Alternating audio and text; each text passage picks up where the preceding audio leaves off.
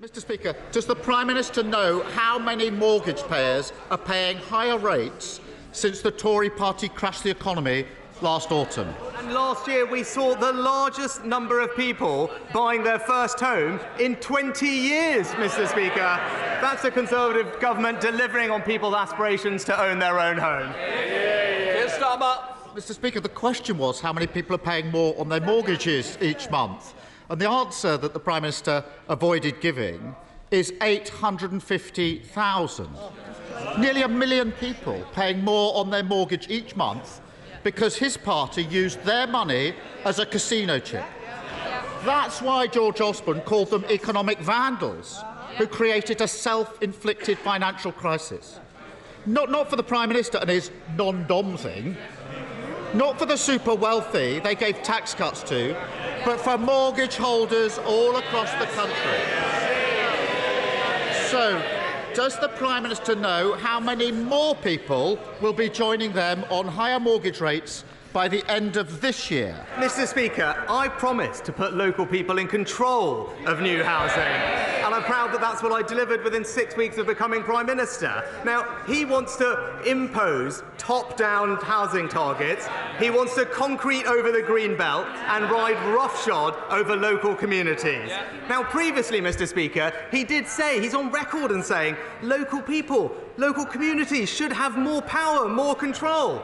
Now he's U-turned. Just another in a long list of broken promises. Mr. Speaker, the only power he's given to local communities not to build houses. And we know why he won't change course. He admitted it last month. His councillors simply don't want to build the houses local people need, so he's given them a way out. Picture the scene as he explains this to a family. Mum and Dad paying £4 extra on the mortgage because the Tories tanked the economy. Their eldest paying hundreds more in rent. Their youngest still stuck in the spare room because they need an extra £9,000 for a deposit. Then along comes the Prime Minister and merrily tells them, sorry for crashing the economy. We don't want to talk about that.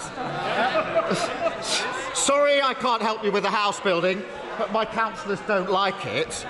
Oh, and before I go, here's a massive council tax increase for your troubles. Why doesn't he stop the excuses, stop blaming everyone else, and just build some houses instead? Let's talk about the Labour record on house building, Mr. Speaker. In London, the former Conservative mayor built 60,000 affordable homes in his first 5 years in office. How many did the current Labour mayor manage? Half of that, Mr. Speaker. In Wales, we need 12,000 new homes a year. How many have Labour built in the last year? Half of that, Mr. Speaker. As ever, Labour talk and the Conservatives deliver. Mr. Speaker, debt doubled since 2010, growth down, tax up, the economy crashed. Mr. Speaker, they're going to need a bigger note. And it's right.